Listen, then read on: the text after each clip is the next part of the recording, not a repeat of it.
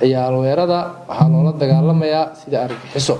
Habdhaqanka ciyaal weerada iyo midka argagixisada wax farqiga u dhexeeya ma jirto. Ciyaal weero lama aqbali karo. Saraakiisha ciidanka, saraakiil xigeenada iyo dableyda waxaan rabnaa inaan u sheegno tilaabo adag laga qaado, gacmo adagna ha lagu qabto, shaqo adagna ha laga qabto. Waalidku ilmaha waa dhasheen, mas'uuliyad ka saaran, waxaa leedinka rabaa inaad caruurtiina aad ka warqabtaan waxa ay sameynayaan markay guriga ay ka tagaan. Waan wada ognahay heerarka ay magaalada soo martay sanadahan dambe iyo kuwii dhexe iyo kuwa horeba. Amni wax ka wanaagsan oo maanta lagu noolaanayo ma jirto. Marka waxaan rabaa inaan ugu baaqo maamulka caruurta aad dhasheen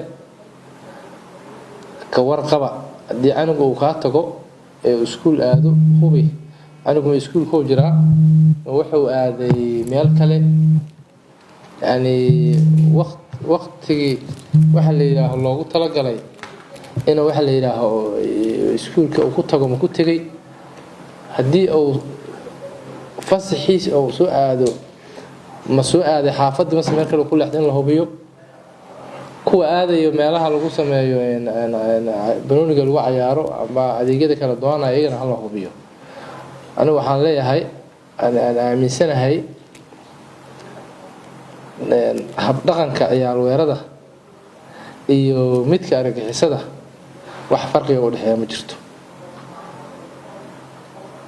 Habdhaqanka waa ku celinayaa habdhaqanka ciyaal weerada iyo kuwa argagixisada sameynayaan markii loo eego tacaadiyada iyo absigirinta wax farqiga u dhexeeya kaliya uu hubka la isticmaalayo laga yaabaa in la yiraahdo waa farqi u dhexeeya laakiin hababka dhacdadu dhacayso farqi badan uma dhexeeyo. Ciyaal weerada waxaa loola dagaalamayaa sida argagixiso.